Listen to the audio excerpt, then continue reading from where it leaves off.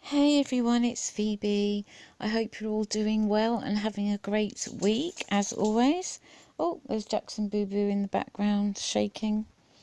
He's always shaking his fur just to, he's a bit wet at the minute because we've been out for a walk and it was pouring with rain. So, yeah, we both got a bit wet. Anyway, let's get on with it. What I wanted to talk to you about today was podcasts that I listened to. When I was with TP, I was always asked what programs do I watch, what true crime channels do I watch on YouTube, that kind of thing. And I've recently had some emails as well asking me what type of true crime programs do I listen to. So I thought I would tell you about just a few. I think on my list I've got about 96 that I listen to. I know, a lot, isn't it? But I've been interested in true crime for probably about 13 years. So yeah, very, very long time. Anyway, I thought I'd just tell you about some podcasts that I listen to because you can, rather than watching a program on Netflix or on YouTube, with a podcast, you can just listen when you're, out walking the dog. You don't have to actually sit and concentrate and look at a screen. So I just find them really, really easy. So I thought I'd just tell you about a couple that I listen to that are my favourites. I'm not going to go into too much detail. I thought I'd just tell you what I find interesting, and I hope you do too. I'm sure that many of you will have already heard of them. So the first one, also, they're not necessarily in any order of my preference, okay? So the first one that I'm going to talk to you about is called Wrongful Convictions with Jason Flom. Very, very interesting podcast. Jason Flom himself is very involved with the Innocence Project, and as the title suggests, it's all about wrongful convictions. He interviews men and women who have been wrongfully convicted, some of whom, are still in prison. Some are now exonerated. For example, he did a great episode on Amanda Knox. He's also done an interview with Nora Jackson. Nora was convicted in 2005 of the murder of her mother, Jennifer Jackson. Her conviction was actually overturned in 2014, but Nora was not actually released until 2016 after she took an Alford Plea, which I believe she now regrets taking the Alford Plea. I'm going to briefly explain an Alford Plea in a little while because there's someone else that Jason Flom has also interviewed that also took an Alford Plea, and that person being Damien Echols, who spent 18 years on death row for the conviction of Stevie Branch, of course, Christopher Byers and Michael Moore, 3 very, very young boys. They were only 8 years old when they were murdered. In a separate episode, Jason Flom also interviews Jason Baldwin, who along with Damien Echols and Jessie Miss Kelly were known as the West Memphis 3, and these guys also took an Alford Plea.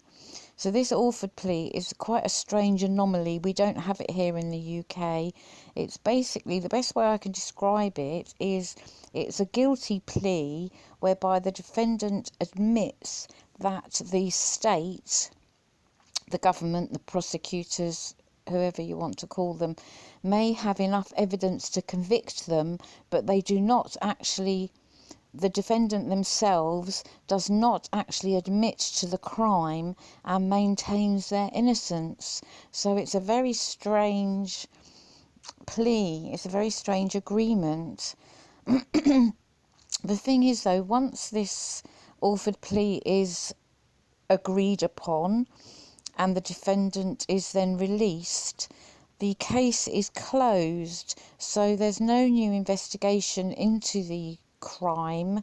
So if the people that are released, and by no way, shape or form am I giving you my opinion on whether I believe the West Memphis 3 are guilty or innocent, that is not what this is about.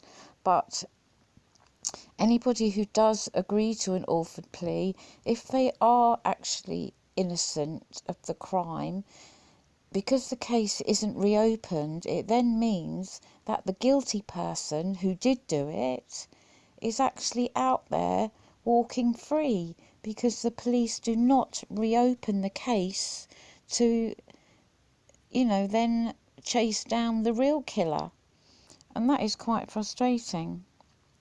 So, yeah, that's an Alford plea, a very strange anomaly, I feel personally. This is my own personal opinion. So there's some movies out there about the West Memphis 3. One of them's called Devil's Knot. There's Paradise Lost, of course, which is quite famous, and another movie called West of Memphis.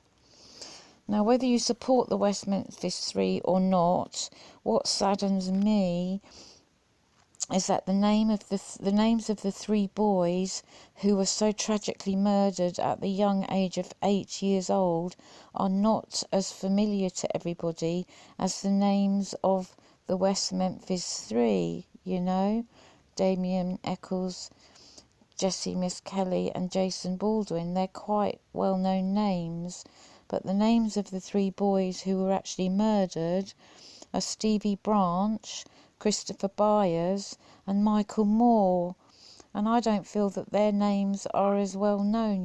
Their names are just not out there, which I find very, very sad.